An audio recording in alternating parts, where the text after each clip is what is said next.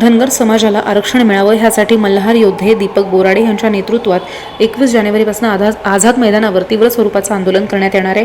या आंदोलनाला रायगड जिल्ह्यातून समाजाचा जाहीर पाठिंबाही मिळतोय आणि हर हर चांगभले धनगर समाज संस्था रायगड यांनी पाठिंबा जाहीर केलेला आहे। तर 21 जानेवारीला आझाद मैदानात मोठ्या संख्येने उपस्थित राहावं आणि समाजाची मोठी ताकद मल्हार योद्धे दीपक बोराडे यांच्या पाठीशी उभी करू असं आवाहन सुद्धा करण्यात आले। गेल्या अनेक वर्षांपासून धनगर समाजाला धनगर आरक्षण मिळावं यासाठी अनेक मोर्चे, आंदोलन, रास्ता रोको आणि आंदोलन सुद्धा झालेत।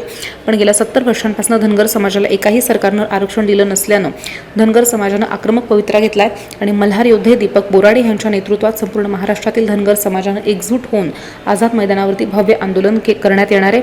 या आंदोलनाला हर हर चांगभले धनगर समाज संस्था रायगड यांनी जाहीर पाठिंबा दिलाय आणि नुकतीच वावोशीमध्ये बैठकही घेऊन जिल्हाध्यक्ष ॲडव्होकेट संतोष आखाडे यांनी घोषणा सुद्धा केली आहे। या बैठकीला हर हर चांगभले धनगर समाज संस्थेचे रायगड जिल्हाध्यक्ष ॲडव्होकेट संतोष आखाडे, सचिव अनंता हिरवे, महासचिव संपत ढेबे, कर्जत तालुका अध्यक्ष रामदास कोकरे, खालापूर तालुका अध्यक्ष हरेश ढेबे, संतोष शिंगाडे, माजी उपसरपंच विजय ढेबे, खालापूर तालुका सचिव चंद्रकांत हिरवे, सदस्य दत्ता गोरे, बबन हिरवे यांच्यासह अनेक समाज बांधव मोठ्या संख्येने उपस्थित होते। जय मल्हार।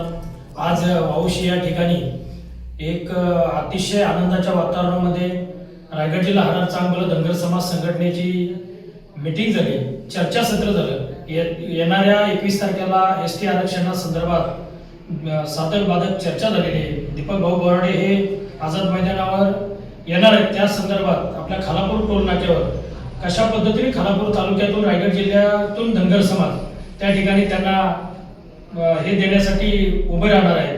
मी या रायगड जिल्हा धनगर समाज संघटनेच्या वतीने सर्व रायगड जिल्ह्यातील सर्व संघटनेना, जय मल्हार असेल, कोकण धनगर समाज असेल, या सर्वांना, कल्याणकारी धनगर समाज संघटना असेल, या सर्व समाज बांधवांना विनंती करेन किंवा आवाहन करेन की आपण सर्वांनी 21 तारखेला न चुकता आझाद मैदानावर हजर राहायचंय आणि आपल्या दीपक भाऊंचे हात बळकट करायचे, जेणेकरून आपल्या भावी पिढीसाठी ते आज योद्धा म्हणून त्या ठिकाणी लढत आहेत। एवढे म्हणून मी माझे 2 शब्द संपवतो। जय हिंद, जय महाराष्ट्र।